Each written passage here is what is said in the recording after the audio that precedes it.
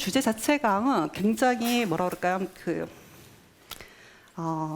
소위 말한다 그러면은 한물간 주제인 것 같다는 생각이 듭니다. 왜 이 주제가 유럽에서는 해묵은 주제가 됐던 것이었는데 왜 지금 한국에서는 여전히 이 문제가 이렇게 큰 이슈가 돼야 되는가라고 했을 때 저는 지금 현재 그 사회의 이 문제 자체의 합의를 지금 저희는 보지 못했다라는 거예요. 그게 가장 큰 이유가 아닐까라는 생각이 듭니다.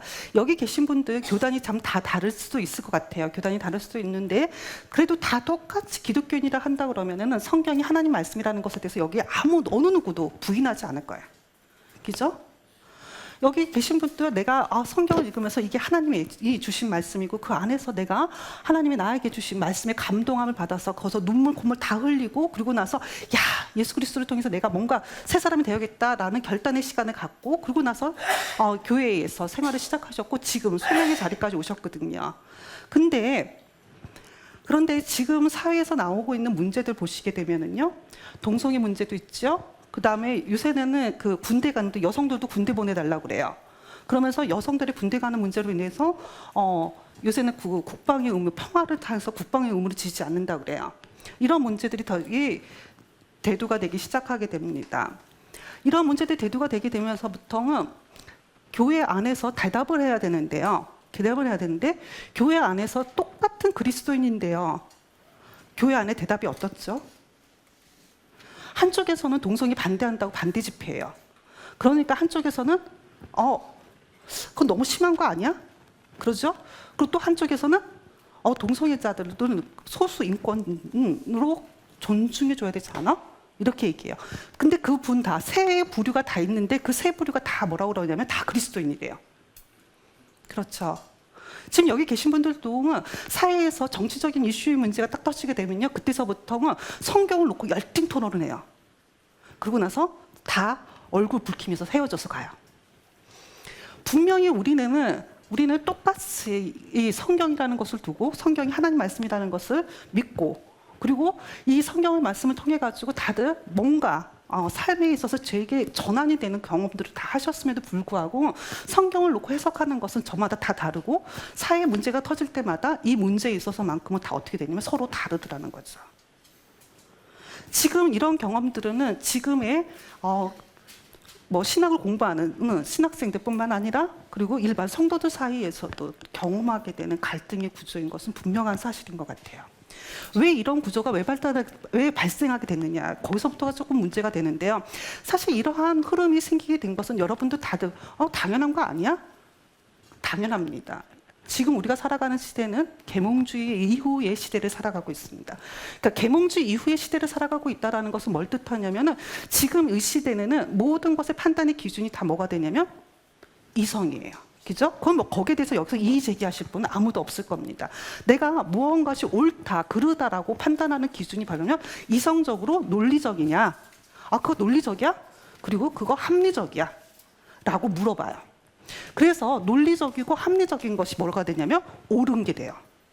그리고 논리적이지 않고 합리적이지 않은 것은 뭐가 돼요? 잘못된 것이 되는 거죠. 그러니까 판단의 기준이 이성이 되면서부터 우리들은 성경을 판단하게 될 때도 뭘로 가게 되냐면 이성이 먼저 앞세우게 되는 거죠. 그래서 이성으로 성경을 해석하게 됩니다. 그게 잘못됐다라고 얘기하는 거 아닙니다.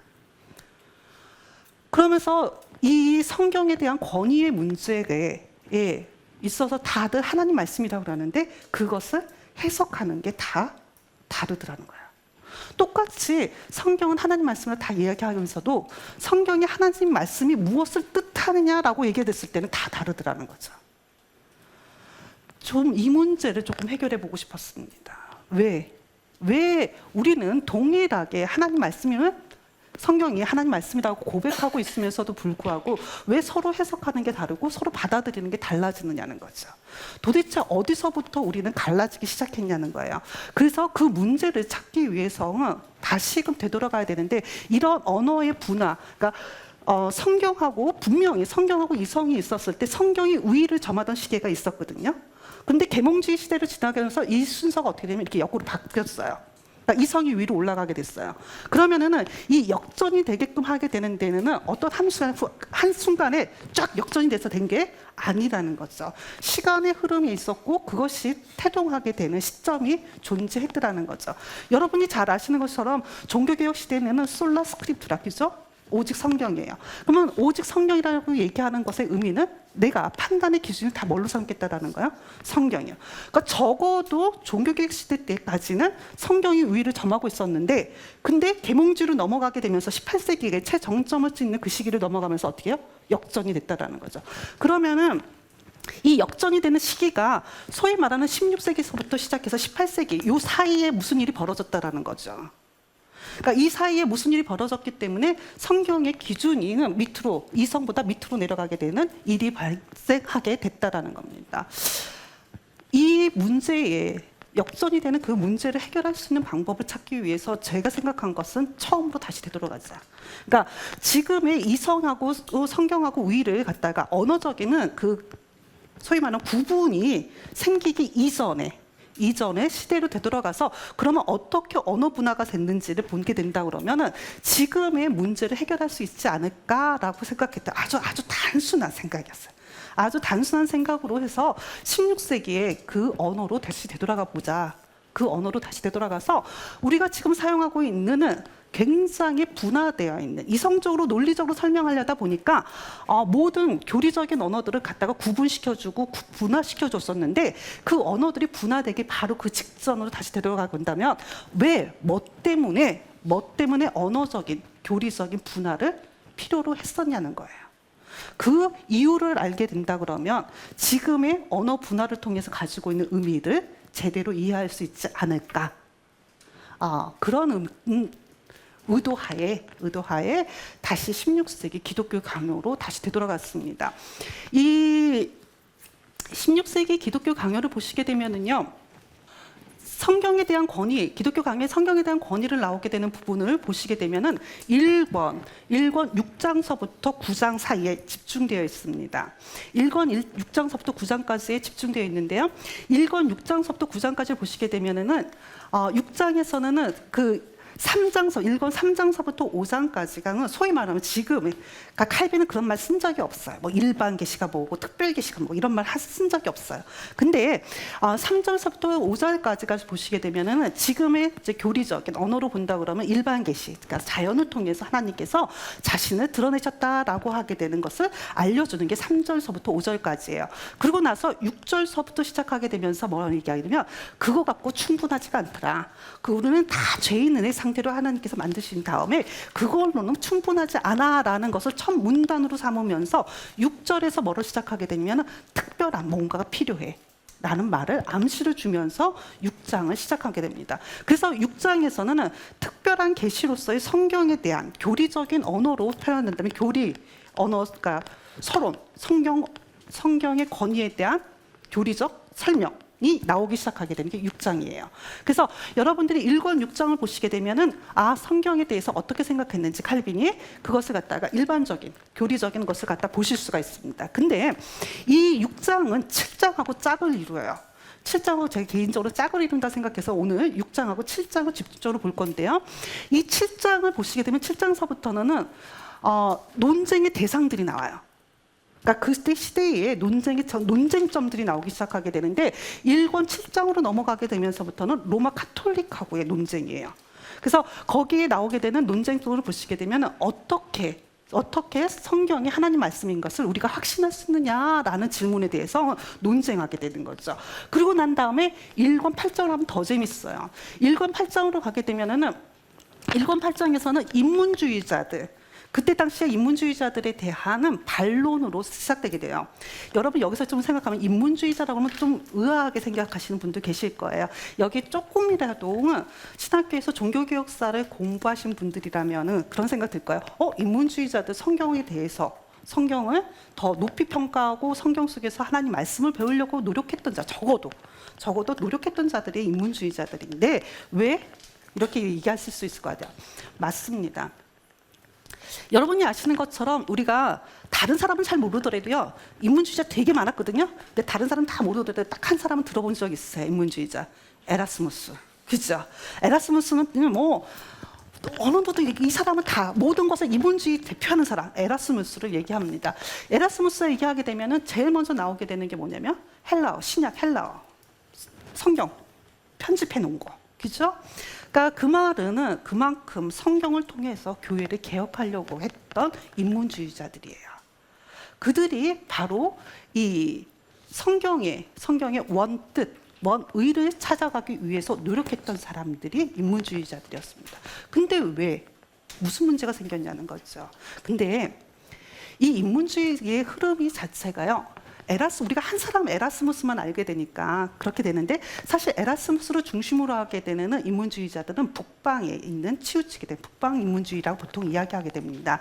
인문주의 흐름은 북방에서만 있었던 게 아니라 밑에 그러니까 이탈리아를 중심으로 하게 되는 인문주의자들이 있게 되는데요.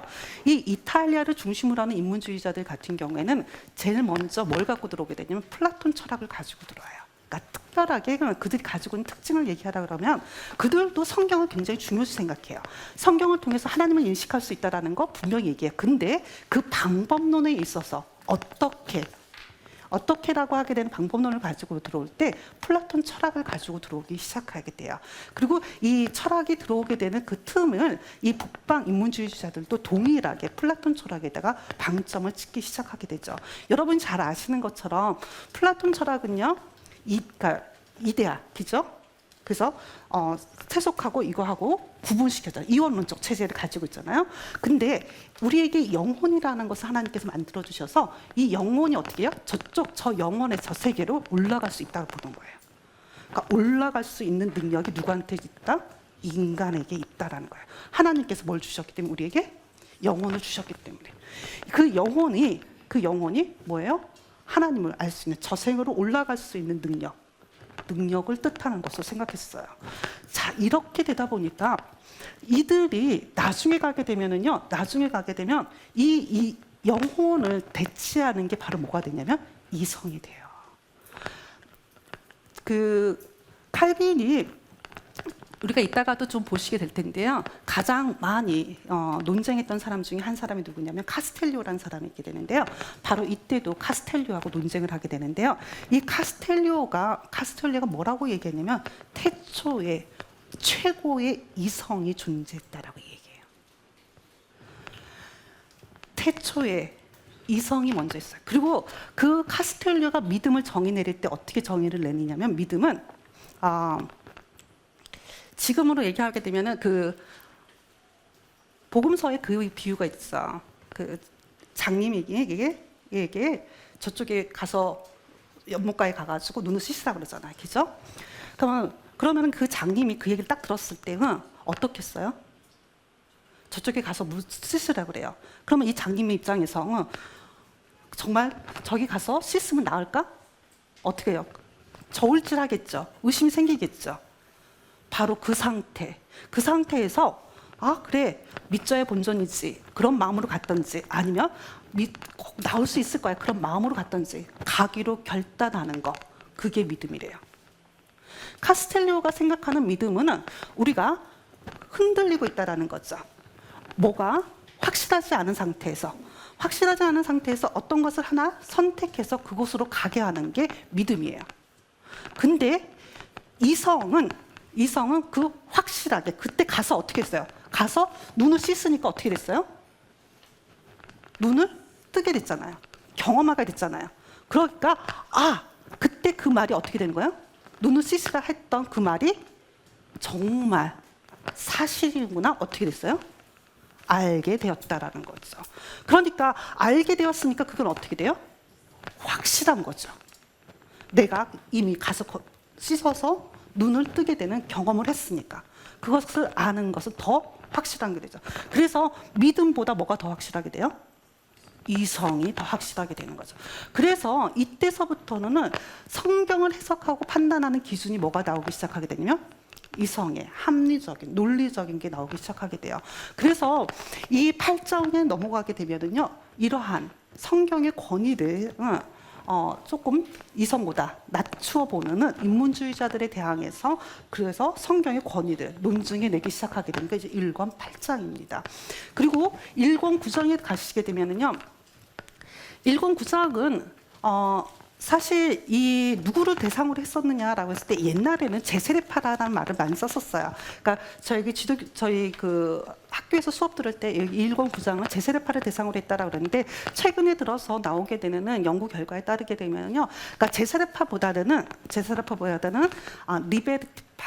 리베르틴파 자유 방종파라고 보통 번역하게 되는 리베르틴파를 대상으로 하게 되는 그들의 성경의 권위에 대해서 이야기하는 것에 반론을 제기한 것에 대해서 답변하는 것이 일권 구장이라고 얘기합니다. 그러니까 일권 구장은 사실 제세례파하고 굉장히 유사해요. 그렇기 때문에 지금에 보게 되면은 뭐 성령으로부터 계속해서 내가 직통 계시를 받았다고 하는 사람들, 성령에서 직통 계시를 받았다라고 얘기하는 사람들이 다 이 리베르틴파에 속하게 되는 거죠. 그래서 이들에게 성령도 성경의 검토를 받아야 된다라고 논증하게 되는 것이 일권 9장입니다. 제가 일권 8장하고 9장을 조금 이렇게 길게 설명하는 이유는요, 오늘 이 8장하고 9장에 대한 설명은 여기서 끝이기 때문입니다. 그래서 오늘은 제가 강의하는 내용들은 1권 6장과 7장을 중심으로 이야기를 하려고 합니다. 1권 6장과 7장을 중심으로 해서 세 가지 주제에 대해서 조금 설명을 좀 드리려고 하는데요. 첫 번째로는 지금 금방 말씀드린 것처럼은 특별한 계시로서 성경의 권위에 대한 것, 1권 6장을 중심으로 해서 설명을 좀 드리려고 하고요. 두 번째는 이 1권 6장에는 성경의 형성사라고 해서, 그러니까 사실 칼빈이 뭐 성경 형성사를 막 길게 나열해서 쓰고 그러진 않아요. 그러진 않는데 그 안에서 성경이 어떻게 형성되는지에 대한 흐름들을 볼 수 있는 구절들이 있어서 그 구절들을 조금 설명을 좀 드리려고 합니다. 그리고 오늘 세 번째 보시게 되면은 성경의 신적 권위를 어떻게 우리가 확신하게 되는지, 확증하게 되는지에 대한 문제가 1권 7장입니다. 그래서 로마 카톨릭하고의 논쟁에서 바로 이 문제를 다루게 되죠. 그래서 이 세 가지 주제를 가지고 강의를 시작해 보려고 합니다. 자, 첫 번째 1권 6장입니다. 기독교강은 1권 6장을 보시게 되면은요, 첫 번째 보시는 것처럼 그래서 하나님은 인간의 불경건을 어떠한 변명으로도 정당화하지 못하게 하기 위하여 창조물을 통해서 그의 광채를 예외 없이 보편적으로 드러냈었다. 그렇지만 그들은 연약하기 때문에 하나님은 이렇게 구원을 명백하게 드러내고자 작정하고, 그랬죠? 작정하고 뭐라 그랬냐면 더 효과적인 수단으로 도움을 주고자 한다라고 했어요. 지금 언어적인 표현을 보시게 되면 제일 먼저 눈에 들어오는 것은요, 더 효과적인 얘기죠. 비교급이에요. 근데 보세요, 이런 비교급 또 있어요. 어디 있죠? 잘 안 보이시나요? 자, 비교급을 찾아보시게 되면은 밑에 내려오시게 되면 어디 있냐면 밑에서 세 번째 줄 보세요. 뭐라고 되어 있습니까? 보다 더 올바르고 확실한 표준, 이렇게 표현했어요. 그러니까 비교급을 사용하고 있습니다. 그리고 또 하나 더 밑으로 내면 더 내적인 인식, 이렇게 표현하고 있어요. 그러니까 지금 이렇게 비교급을 사용해서 앞에서 얘기했던 3장서부터 5장까지 자연을 통해서 분명히 하나님께서 보편적으로 다 계시하셨다 그랬잖아요. 그거보다 뭐 하다라는 거예요. 지금 나오는 것은 더 확실하다라는 거예요. 더 효과적이라는 거예요. 구원을 나타내는 데 있어서 더 효과적이고 더 확실하고 그리고 올바른 표준이 될 것이다. 그게 말버로예요. 성경이라고 얘기하는 거겠죠. 근데 재밌게도 이 성경을 이야기하면서 그 특별한 계시를 이야기하면서 나타나는 두 번째 특징이 있는데요. 그 두 번째 특징이 바로 제가 노란색으로 표시한 거예요. 지금 성경을 이야기하게 되면서 그걸 뭐라 그랬냐면 이것은 하나님이 자신의 교회를 가르치기 위해서 주셨다는 거예요. 그러니까 성경을 주신 이유는 바로 뭐냐면 교회를 위해서예요. 그러니까 성경은 교회를 위한 것이라는 거죠. 근데 그래서 가르치기 위해서 무언의 교사를 사용했을 뿐만 아니라 이렇게 해서 나오게 되죠. 그러니까 무언의 교사라고 하게 되면 이제 자연을 통한 것이 되겠죠. 그러고 나서 그 밑에 보시게 되면 뭐라 그러냐? 선택받은 자예요. 지금 보시게 되면은요, 이 교회라는 것을 교회를 통해서 교회에게 도움이 되기 위해서 성경을 주셨는데요. 그 교회를 위해서 성경을 주시고 그 교회는 어때요? 선택받은 자들의 모임이라는 것을 갖다가 알려주고 계시죠. 그리고 난 다음에 선택받은 교회들을 위해서 지금 하나님께서 성경을 주셔서 계시의 말씀을 주시는데요. 그 특징을 뭐라고 얘기하냐면 굉장히 재미있는 표현을 씁니다. 거룩한 입까지 친히 열었다 이렇게 표현했어요. 하나님께서 친히 말씀하셨다라는 거예요. 하나님께서 친히 말씀하셨다라는 것이 왜 중요하냐면요. 이 표현 자체가 가지고 있는 의미가 여러분들 이 입을 열다라고 얘기하는 것은 입을 연다라는 것은 뭐라냐? 말을 하는 거거든요. 그죠? 말을 한다라는 것은 바로 뭐냐면 말을 허공에다 치고서 말하진 않아요. 그죠? 이 말을 입을 열었다라는 것은 뭐냐면 말을 걸었다라는 거예요. 그러니까 하나님께서 지금 말을 걸었다라는 거예요. 그 말을 걸은 것을 통해서 어떻게 해야 되냐면 교회를 선택받은 자들에게 말을 걸었다. 말을 건다라는 것은 그 사람하고 어떻게 냐 관계를 맺겠다라는 거죠. 지금 이 말을 건넨다라는 의미가 하나님께서 직접 입술을 열어서 말을 건네서 너희와 어떻게 하겠다? 관계를 맺겠다라는 겁니다. 그래서 여러분 그 페이지에 3페이지에 제가 이 의미를 보시게 되면 거기에는 각주 4번 밑에 있는 단락이에요. 밑에서 하나, 둘, 셋, 넷, 다섯, 여섯, 일곱 번째. 거기 보시게 되면 바로 그러니까 하나님께서 말을 걸어서 관계를 맺으셨다라는 것을 뭘 뜻하게 되냐면 지금 너와 내가 인격적인 관계를 맺겠다라는 거예요. 이 인격적 관계가 바로 누가부터 시작된 거냐면 하나님이 말을 걸면서 시작됐다라는 거예요. 그러니까 이 관계의 시작은 내가 시작하는 게 아니라 하나님께서 하셨다라는 거야. 말을 걸었다라는 것의 주체가 바로 누구냐면 하나님이라는 거죠. 하나님께서 말을 걸어서 너하고 지금 관계를 맺겠다. 인격적인 관계를 맺겠다라고 얘기하는 거죠. 그래서 이 인격적 관계를 맺었다라는 것은 내가 바로 뭐예요? 창세 전에 나는 교회의 일원으로서 어떻게 됐다는 거야? 선택받은 자라는 거예요. 그래서 이 관계가 내가 너를 선택하는데 교회에 선택한 교회의 무리에 너를 불러서 너하고 관계를 맺었다라는 것을 이야기해서 그 교회에 지금 성경을 주셨어요. 뭐 하기 위해서? 하나님을 더 올바르게 그리고 확실하게 알게끔 하기 위해서. 그래서 교회의 일원으로서 나를 부르셔서 창세전에 나를 불러서 나와 관계를 맺으시면서 나를 어떻게 해요? 더 하나님을 잘 알게끔 하시기 위해서 불렀다라는 거예요. 이게 1539년에 1권 6장을 쓰면서 칼빈이 이야기했던 성경에 대한 성경의 신적인 권위를 설명하는 것이었습니다. 근데 이 1권 6장에요. 지금 이렇게 39년에 아주 짤막하게 이렇게 들어가요. 짤막하게 성경의 권위를 1권 6장을 시작했는데요. 이게 1559년에 가게 되면은요, 굉장히 많이 확장돼요. 1559년에 가게 되면서 굉장히 많이 확장이 되는데 그 확장되면서 나타나는 현상들이 이게 조금 뭐랄까 그냥 넘어갈 수 있는데요. 이 언어적인 변화가 생기기 시작해요. 그러니까 무슨 말이냐면 제가 지난번에 말씀드릴 때 칼빈이 삽입해서 들어간다고 그랬잖아요. 삽입해서 들어가게 되는데 59년에는 성경을 쓸 때 뭐라고 쓰게 되냐면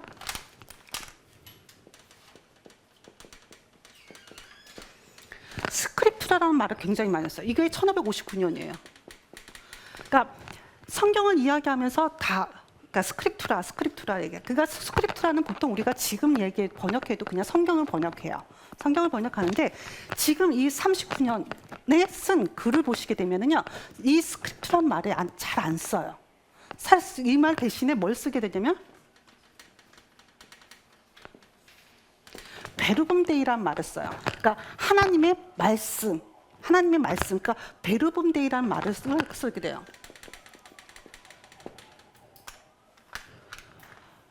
왜 그러냐는 거죠.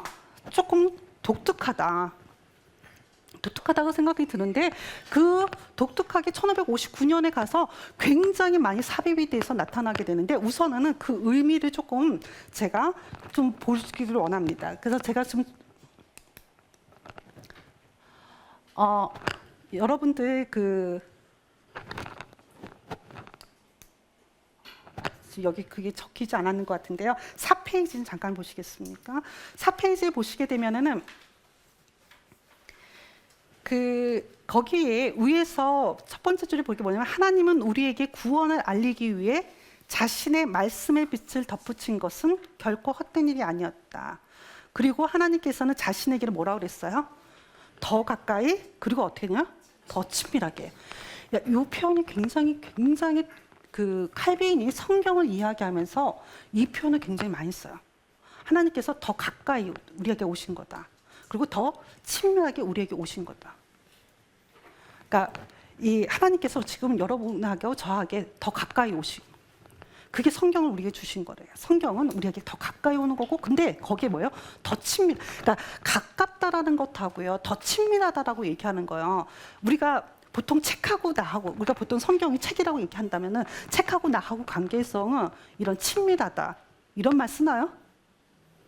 잘 안 써. 우리가 보통 친밀하다라고 얘기하는 것은 언제 쓰는 거죠? 친밀하게는, 그렇죠? 보통 사람하고 사람과의 관계에서, 그죠? 관계 속에서 조금 더 이렇게 그죠?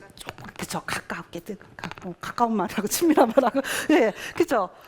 그렇게 쓰는 거죠. 지금 이런 단어를 썼다라는 거예요. 굉장히 재밌습니다. 그러니까 지금 성경을 바로 하나님께서 어떻게 하냐면 우리에게 가까이 오시는 거라는 거죠. 그게 바로 아코모다치오라고 하게 되는 칼빈의 아주 독특한 신학적 사상이 나타나는 것을 보게 됩니다. 하나님께서 우리에게 오시는 거예요. 그러니까 칼빈은 적어도 성경이 지금 인격적 관계를 통해서, 하나님과 우리의 인격적 관계를 통해 가지고 하나님께서 우리에게 다가오시는 거야. 다가오시는데 친밀한 관계를 다가오시는 거야. 그것으로 지금 설명하고 있죠.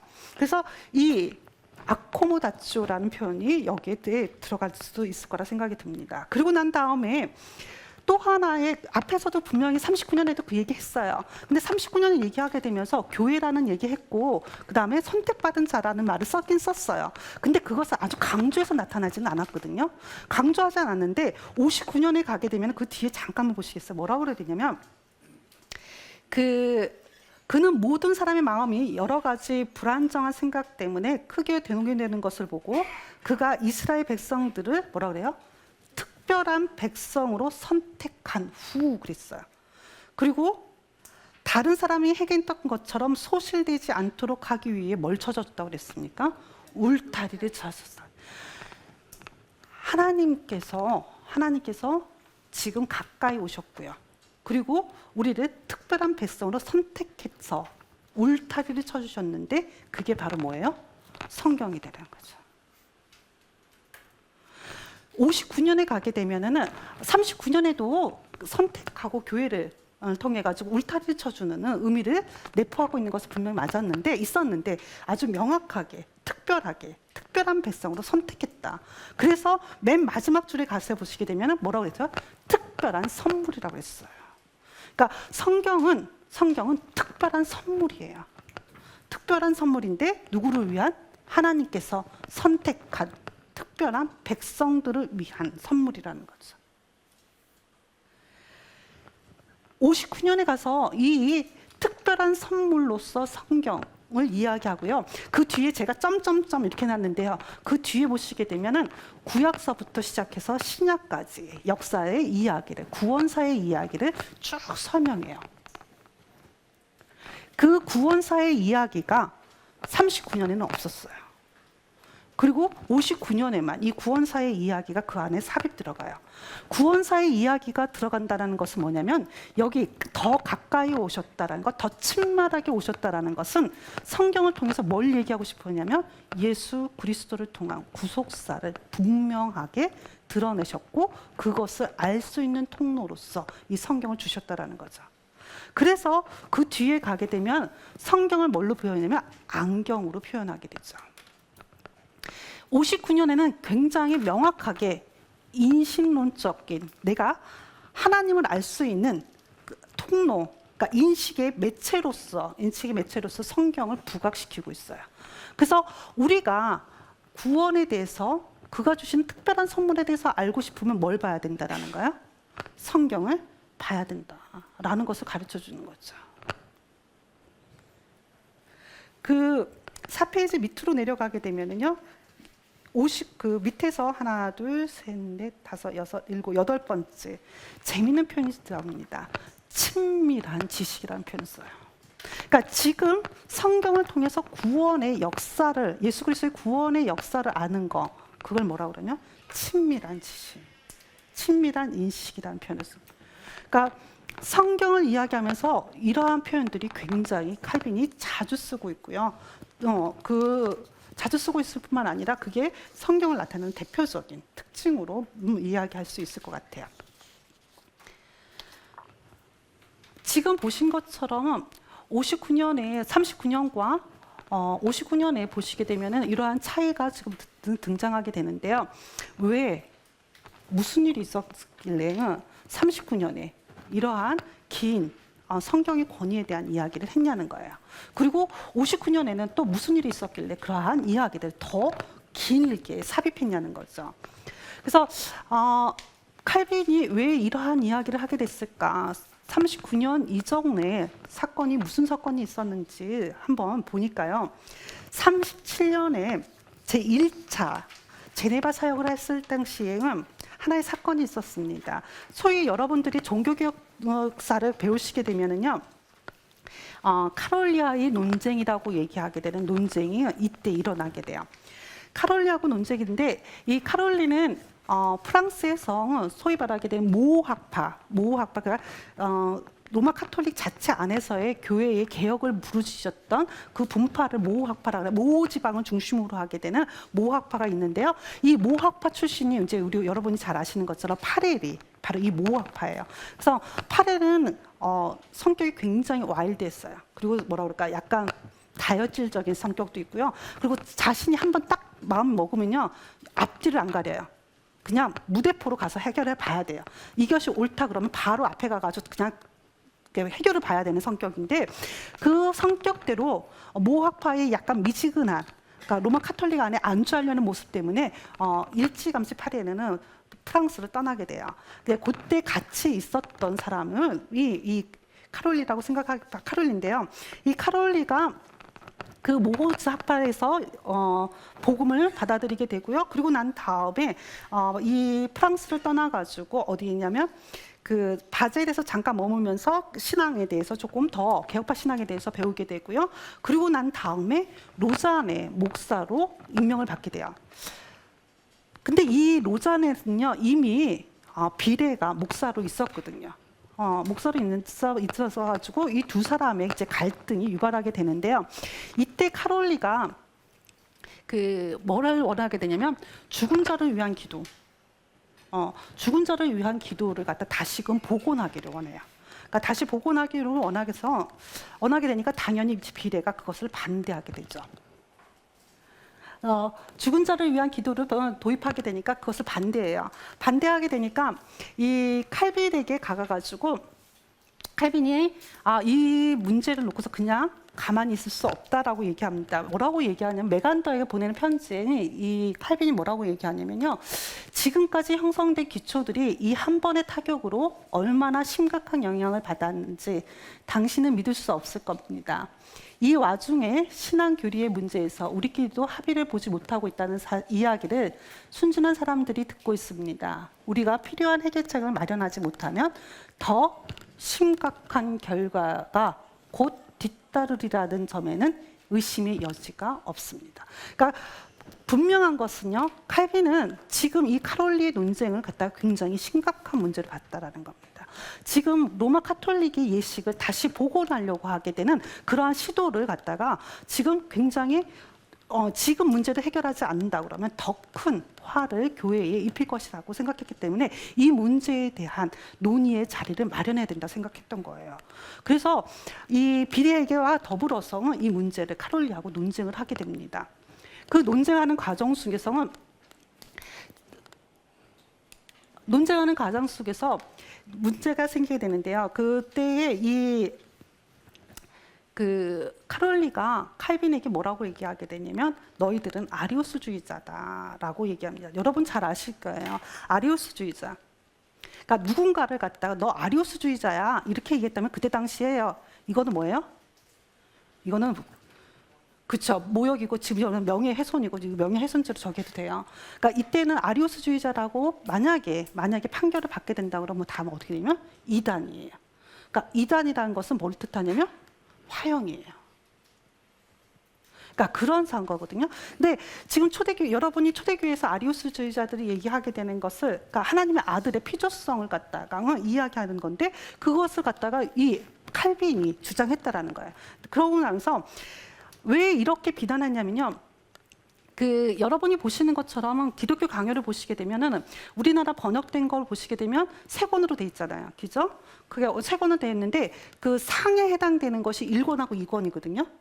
그러니까 1권하고 2권. 그러니까 신론하고 그다음에 기독론이 이제 2권. 그다음에 두꺼운 중이 이제 3권, 구원론이 되고 4권이 교회론이 되거든요.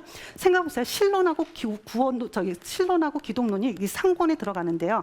그러니까 반 정도가 그러면은 그리스도론이고 반 정도가 신론이 돼야 되잖아요. 근데 거기에서도 신론은 지금 아까 보신 것처럼 1권 1장서부터 9장까지가 바로 뭐예요? 계시와 관련된 거, 일반 계시, 특별 계시, 경건에 대한 거거든요. 그러고 나면은 삼위일체는요, 딱 한 장이에요. 그러니까 삼위일체에 대해서 칼빈이 길게 설명하지 않는다라는 거예요. 그러니까 지금 이렇게 비동하는 이유가 칼빈이 기독교 강요, 그러니까 이거는 지금 59년판도 이런데 초판에서는 또 마찬가지로 이렇게 그 삼위일체에 대해서 길게 설명하지 않았다라는 거예요. 그게 카롤리가 너희들은 아리우스주의자 이렇게 비난하는 원인이 될 거예요. 그러니까 칼빈이 내가 아리우스주의자가 아니라는 것을 또 어떻게 해요? 논증해내야 될 거 아니에요. 변증해야 될 거 아니에요. 그러니까 변증하니까 본인이 그때 당시에 그 제네바 교리 문답서를 적었거든요. 그래서 그 제네바 교리 문답서의 순서에 따라서 그 삼일체에 대해서 설명을 해요. 그러니까 이 카롤리가 뭐야? 야, 그거는 지금 쓴 신앙교육서잖아. 그럼 너희들 사도신경, 그 다음에 니케아 신경, 그 다음에 아타나스 신경에 근거해서 동의해서 그러면 그것을 설명할 수 있어? 만약에 너희들 그거 동의한다면 거기다가 한번 사인해봐. 이렇게 얘기가 나온 거예요. 그러니까 사실 문제를 해결하려고 생각한다 그러면 칼빈이 뭐 해주면 돼요? 그냥 사인만 해주면 돼요. 사인만 해주면 되면 문제 해결돼요. 근데 지금 이 문제의 발단이 어디서부터 시작됐죠? 지금 카롤리가 죽은 자들을 위한 기도를 다시금 회복하려고 하는 데서부터 시작된 거거든요. 그리고 지금 이 아타누스 신조에다가 사인하라고 하는 것은 내가 그 신앙의 고백에 따라서 사인하는 것이 아니라 뭐예요? 저 사람이 나에게 어떻게 해요? 강요하는 거예요. 지금 이 칼빈이 여기서 지금 주목하고 있는 것은 이렇게 다른 사람의 명령에 의해서 서명하게 하는 것은 그리고 그 서명하지 않는다는 것을 가지고 이단으로 간주하는 것은 전횡이다라고 이야기를 해요. 그리고 중요한 것은 신앙 고백보다 뭐가 더 위에 있다? 하나님의 말씀이 위에 있는 거지 신앙 고백이 더 위에 있는 것이 아니라는 겁니다. 이 논쟁에서 칼빈이 이야기하고 있었던 것은 아타나시우스의 하나님을 섬기는 게 내가 섬기는 게 아니다라는 거예요. 초대교회가 남긴 신앙 고백서가 하나님의 말씀과 동등한 권위를 갖고 있는 것도 아니라는 거죠. 모든 교리에 있어서 최종적인 권위는 바로 어디에 있냐면 하나님의 말씀에 있다라고 얘기하는 것이 이 카롤리아의 논쟁을 통해서 그가 전하고 싶었던 내용이었습니다. 그렇기 때문에 지금 보신 것처럼 1권 6장에서 이야기하고 있는 내용들을 보시게 되면 그래서 그 하나님의 권위를 중점으로 하나님의 말씀하시는 그 권위의 특별한 계시에 포커스를 맞추고서 가르쳤구나라는 것을 알 수 있을 것 같아요. 그런데 왜 59년에 가게 되면은 이 언어가 변하면서 무슨 일이 있었길래 언어가 변하면서 이것이 이렇게 확장이 됐느냐? 59년에 우선은 두 가지의 사건에 우리가 조금 주목하셔야 되는데요. 이 두 가지 사건이 뭐냐면요. 첫 번째가 이 카스틸리오하고 논쟁을 하게 되는데요. 이 카스틸리오는 사실은 굉장히 언어적인 달란트가 뛰어났던 사람이래요. 그래서 언어적 달란트가 뛰어났던 사람인데 이 칼빈이 사실은 그 카스틸리오를 한 번 만난 적이 있었어요. 어디서 만난 스트라스부르에서도 만난 적이 있었어요. 그리고 2차 사역을 하기 위해서 제네바에 있을 때 이 카스텔료가 이미 거기 그때 당시에 고등학교에서 고등학교 교장 선생님으로 일을 하고 있었습니다. 이 교장 선생님으로 일을 하고 있었던 카스텔료에게 이 카스텔료가 사실 그때 당시에 목회자, 그러니까 그 학교의 교장으로 있었음에도 불구하고 사실은 경제적으로 굉장히 어려웠대요. 그래서 그러니까 가정을 꾸리게 되면 아이가 생기게 되고, 그러니까 이 그 교장 선생님의 월급, 그러니까 교장 선생님 월급 받게 되는데 그 교장 선생님 월급 갖고 이제 학교의 모든 일을 다 처리해야 되는데 그게 굉장히 이제 경제적으로 좀 많이 쪼달렸다 그래요. 그래서 이 카스텔료에게 약간의 편의를 봐줬다랄까, 그 경제적으로 조금 그렇다 해서 막 풍족하게 되는 건 아니지만은 그러니까 경제적으로 좀 도움을 주기 위해서는 시에서도 교회에 이제 정기적인 건 아니지만 부정기적으로 교회에서 설교를 할 수 있도록 이렇게 배려를 해줬다라고 얘기해요. 그러다 보는데 그 부정기적이긴 하지만은 교회에서 설교도 하고 그다음에 학교 일도 하고 그래서 이제 살고 있었는데 경제적으로 힘들다 보니까 목사회에다가 나도 목회자로서 이제 일을 하고 싶습니다라고 하게 돼서 그렇게 신청을 한 거예요. 그러니까 목사회에 이렇게 신청을 하게 되니까 이제 목사회에서 이제 소위 말하면은 이제 적합한 사람인지 정말 목사의 임직을 가지고 잘 수행할 수 있는 사람인지 아닌지를 어떻게 해야 되냐면 이제 점검을 해야 되는 거죠. 점검을 해야 되는데 결론적으로 얘기한다 그러면은 이 목사회는 리젝을 하게 돼요. 반대예요. 그러니까 반대하는 목적은 목사가 우리가 그 하나의 교회를 세워나가는 데 있어서 가장 중요한 것은 교회가 어떻게 되면 교리적으로 일치해야 된다. 그러니까 교회의 통일성을 갖다가 강조해요.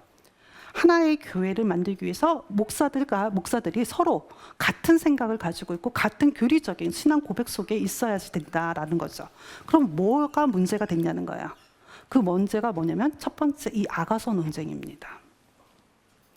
그러니까 카스텔료는 근데 이 아가서 논쟁은요. 지금도 사실 그렇지 않나요? 많은 학생들. 그러니까 지금 그 아가서를 갖다가 이 카스텔료가 읽었을 때는 너무 이게 뭐예요? 인간의 육체적인 사랑에 대한 시인 거예요. 그러니까 그래서 굉장히 너무 외설적인 거예요. 그리고 굉장히 음란적인 이야기들로 가득 차 있다라는 거죠. 그러니까 이러한 표현들로 봤을 때에 이 아가서의 정경성이 의심스럽다라고 얘기합니다. 사실 뭐 지금도 그렇게 생각하는 분들 많이 있어요. 그러니까 아가서 그 주석서를 보시게 되면은 이제 그런 관점에서는 주석하시는 분들 글도 본 적이 있었습니다. 그러니까 이 아가서의 논쟁, 그러니까 정경성의 문제를 갖다가 제기한 거예요. 그래서 칼빈이 이에 대해서 반론을 얘기하게 되는데 두 가지를 들게 됩니다. 그러니까 두 가지를 드는데 첫 번째가 뭐였냐면은 이 아가서 논쟁이 한 번도 교회사에서는 정경성의 논란이 없었다라는 거예요. 그러니까 이 이전에 보시게 되면은 그 칼빈이 주석서를 쓰게 되면은요 베드로후서 같은 경우에는 정경성에 대한 의심이 있었다라는 것을 갖다가 아주 솔직하게 서론에서 써요. 그러니까 정경성에 의심이 있었고 뭐 그렇게 뭐 어떤 논쟁이 있었고 어떤 문제점이 있었다는 것을 솔직하게 얘기하거든요. 그런데 이 아가서만큼은 그러한 정경성의 논란이 없었다라는 거죠. 지금 이 말은 무엇을 뜻하냐면은 교회가 합의를 본 것은 개인이 사적인 견해보다는 우위에 둬야 된다라는 것이 그의 중요한 주장이었습니다. 그다음 두 번째, 그가 이 아가서 논쟁을 하게 되면서 두 번째 뭘 얘기하게 되냐면은 시편 45편을 이야기합니다. 그러니까 그 시편 45편하고 아가서를 보게 되면은 그 내용이 둘 다 결혼식에 대한 이야기라는 거예요. 그러니까 둘 다 동thời 결혼식에 관한 이야기인데 아가서는 그 시편 45편보다는 어떻게 되면 좀 더 상세하게 기록해 놨을 뿐이라는 거예요. 그러면서 시편 45편을 어느 누가 이게 하나님 말씀이 아니라고 의심한 적이 있었느냐? 없었다라는 거죠. 지금 이 이야기를 건너서 이 카스텔리오의 목사로 영입하는 것을 갖다가 반대하게 되죠. 사실 이 문제만 있었던 건 아니고요. 또 하나의 문제가 또 있었는데 그게 소위 말하는 지옥 강화 문제예요. 그러니까 지옥 강화 문제는 제가 여러분들은 다시 만나는 일이 별로 많지 않을 것 같아서 지금 좀 잠깐만 말씀드린다 그러면요. 지금 여러분이 아시는 것처럼 저희는 사도신경 외우면서 지옥 강화를 얘기하지 않죠. 예, 지옥 강화 그 순간은 없습니다. 근데 이 지옥 강화의 문제를 갖다가 이 카스텔리오가 문제 제기를 해요. 그래서 칼빈은 이 지옥 강화의 의미를 하나님께서 예수님께서는 우리의 육체적인 고통뿐만 아니라 가장 인간이 가지고 있는 심연의 문제까지 다 고통을 담당했다라는 의미로 이 지옥 강화의 문제를 그러니까 영적인 의미로 해석을 해요. 그래서 이 지옥 강화를 갖다가 받아들이죠. 그래서 이 두 가지를 거부하게 되는 이 카스텔리오를 목사로 영입하는 것을 할 수가 없었던 거예요. 왜?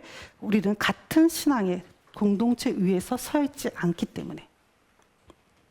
지금 이 정경성의 문제에 논란이 생기기 시작했어요. 두 번째 또 하나의 문제가 터지게 되는데요. 여러분이 아시는 것처럼 종교개혁 때 종교개혁이 딱 일어나고 나니까 사실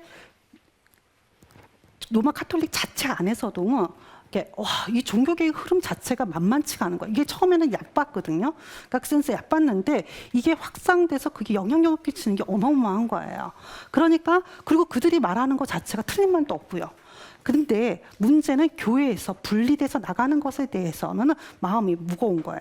그래서 자체적인 개혁운동이 일어나게 되는데 여러분이 그 자체적인 개혁운동은 로욜라를 통한 개혁운동이 일어나게 돼요. 자체적인 개혁운동이 일어나게 되는데 이 자체적인 개혁운동이 일어나니까 사실 로마 카톨릭 입장에서도 뭔가를 해야 된다라는 부담감이 생기게 되죠. 이것에 대한 답변을 해줘야 된다라는 부담감이 생기게 되는데 또 하나의 또 부담감이 이 공예를 준비하는데 또 하나의 부담감이 생기는 것은 뭐냐면요. 로마 카톨릭이 공예를 인정하기가 사실 이 공예를 소집하려고 하니까 언제 그 중세 말기에 누가 있었었냐면 공예주의자들이 있었거든요. 그러니까 교황의 권위에 반대해서 일어났던 공예주의자들이 떠오르게 되는 거죠. 그러니까 약간의 이게 삐그덕 거리고 있는 상황에서 또 하나 걸림돌이 되는 게 뭐였냐면 이 루터가 같이 모여서 우리 회의하자, 논의하자 막 이러거든요. 우리 같이 모여가지고 논의하자. 그러니까 지금 저쪽에서 요구하니까 우리가 반응하는 것처럼 보이잖아요. 그러니까 이 로마 카톨릭 입장에서는 약간 잠깐 위신이 떨어지는 거죠. 그러니까 위신이 떨어지니까 삐그덕거리면서 이 공예를 준비하게 됩니다. 그게 바로 트리엔트 공예입니다. 이 트리엔트 공예. 그러니까 잘 아시는 것처럼 이 트리엔트 공의에서 첫 번째로 논의됐던 것은 바로 성경이었어요. 그래서 우리가 여러분들 페이지 7페이지에 보시게 되면은 그러니까 지금 계시의 원천으로서 성경만 볼 것인지 계시의 원천으로서 성경하고 전통이라고 하게 되는 두 가지의 원칙을 볼 것인지의 주제가 이 트리엔트 공의의 첫 번째 가장 중요한 주제로 부각이 됩니다. 이 문제의 가장 핵심을 설명한 글이라고 저는 개인적으로 생각하는데요. 바로 이 린드버그 520페이지에 나오는 말인데요. 신학은 분명하게 본문상의 활동인데 그 이유는 신학이 본문에 대한 주석으로부터 나오기 때문이다. 성경이 하나의 언어로 된 하나의 본문처럼 보였기 때문에 중세 신학에서는 외견상의 일치가 가능했다. 반면 16세기의 성경은 명백히 두구 언어로 된 본문이었으며 심지어는 여러 언어로 된 여러 본문이기도 했다. 이러한 상황에서 어떻게 단일한 신학이 도출될 수 있었겠는가? 바로 이게 로마 카톨릭의 고민이었다라는 거예요. 그래서 트리엔트 공의에는 성경의 언어와 자국어 번역들을 하나의 라틴어 성경에 종속시키는 허구를 회복시킴으로써 일종의 해결책을 제시했다라는 거죠. 그러니까 이 말은 지금 불가타 성경을 정경으로 인정하겠다. 이거 하나만을 정경으로 인정하겠다는 것은 뭐예요? 이것을 통해서 우리는 뭐예요? 하나의 일치된 교회의 일치성을 담보해 내겠다라는 거죠. 근데 이 벌게이트 성경, 그러니까 불가타 성경을 갖다가 정경으로 인정을 하게 됐을 때에 문제가 등장하게 됩니다. 바로 뭐거든요? 외경의 문제가 들어가게 되는 거죠. 로마 카톨릭이 이 외경에 목숨을 건 이유는요. 목숨을 걸 수밖에 없는 이유는 이 외경 자체 안에 가지고 있는, 그러니까 전통으로 내려왔던, 로마 카톨릭 전통으로 내려왔던 수많은 거는 관습들이 있었습니다. 그러니까 성자를 숭배하는 것도 그렇고요, 죽은 자를 위한 기도도 그렇고요. 이런 모든 것들에 대한 성경적 근거가 다 어디에 있었냐면 다 외경에 있었거든요. 그러니까 외경이 정경이 돼야지만 어떻게 해요? 교회의 일치를 갖다가 담보해낼 수 있었던 거죠. 바로 이때부터, 이 시기부터 칼빈의 글이 달라지기 시작했다는 거예요. 지금 보시는 것처럼 43년에 카스텔리오와의 논쟁에서 정경성의 문제가 나왔어요. 그죠? 그리고 난 다음에 트렌트 공의에서 46년이에요. 바로 얼마 되지 않아서 벌게이트 성경을 하나의 정경으로 인정하게 된과 동시에 외경이 정경으로 공인되는 일이 벌어지게 된 거죠. 여러분들 집에 가셔서 한번 확인해 보세요. 제 말이 진짜인지 아닌지. 칼빈이요, 적어도 59년판을 여러분들 쭉 훑어보시게 되면은요, 외경을 인용한 횟수가 굉장히 많아요. 그러니까 외경을 인용하는데 비판하기 위해서 외경을 가지고 오는 것도 있지만은요, 그렇지 않고 논리에 필요하다 생각했을 때 외경을 가지고 들어오는 경우도 적지 않이 많아요. 그래서 쭉 그냥 한번 몇 페이지만 넘겨가더라도요, 외경을 갖다가 인용한 구절들이 굉장히 많다는 것을 보고 놀라실 겁니다. 적어도 칼빈이 59년 전까지는요, 외경을 인용했어요. 기독교 강요에서. 적어도 인용을 했고요. 그리고 그것을 자신의 신학적인 논리가 필요로 한다 그러면 그것을 가져오기도 했다라는 거예요. 그런데 59년에 가서는 완전히 그의 입장이 달라집니다. 바로 이 기독교 강요 사권 9장 14절에 가시게 되면은요, 여기 보시게 되면 요 밑에 쪽에서 좀 보시겠습니다. 여기서부터 좀 볼게요. 가톨릭 교회의 의견에 의하면 회의의 승인이 아직 없었음. 이거 좀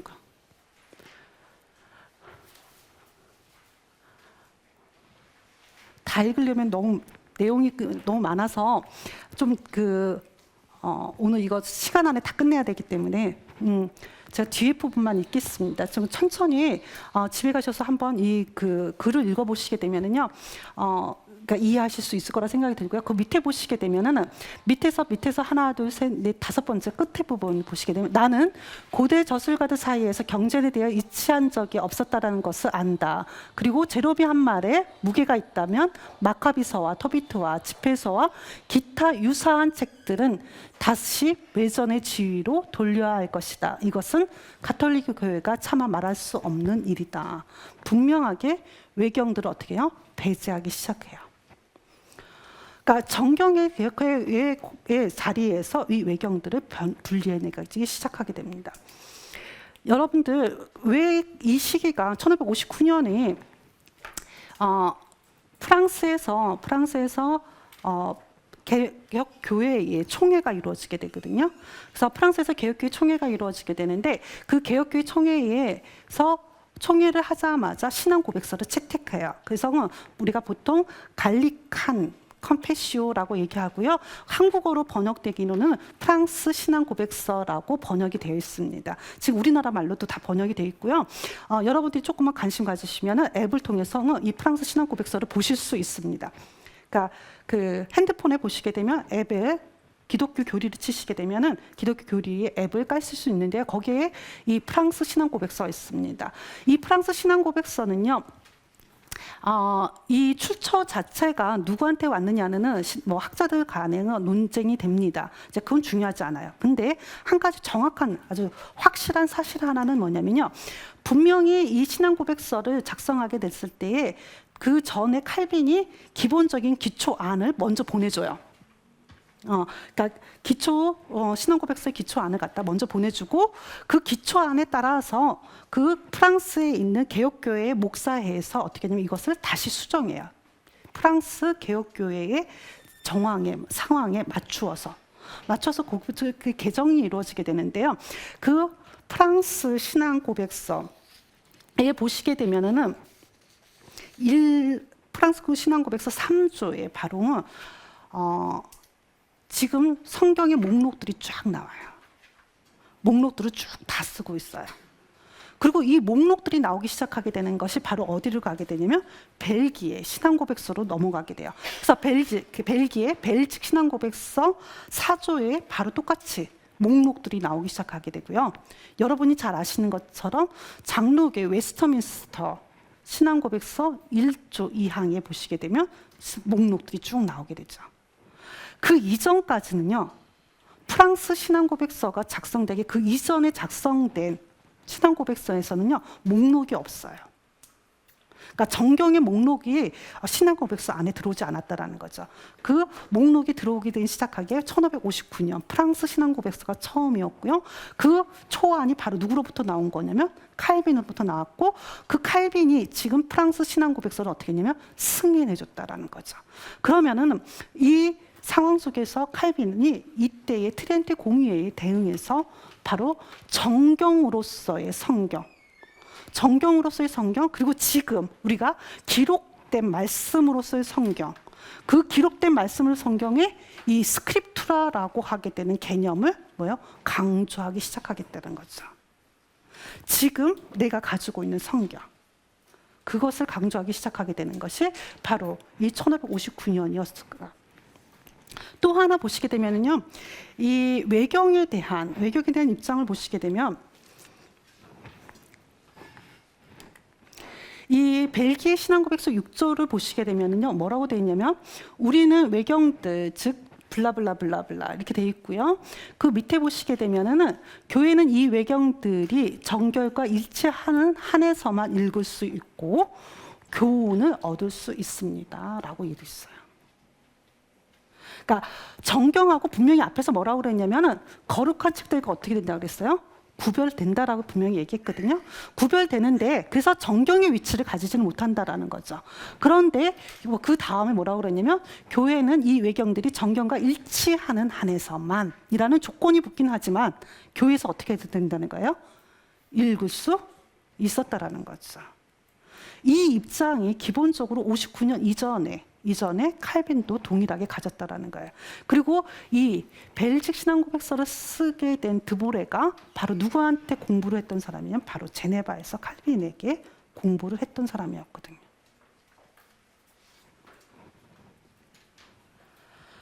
그래서 이 59년을 넘어가게 되면서 칼빈에게 있어서의 관심사는 내가 기록된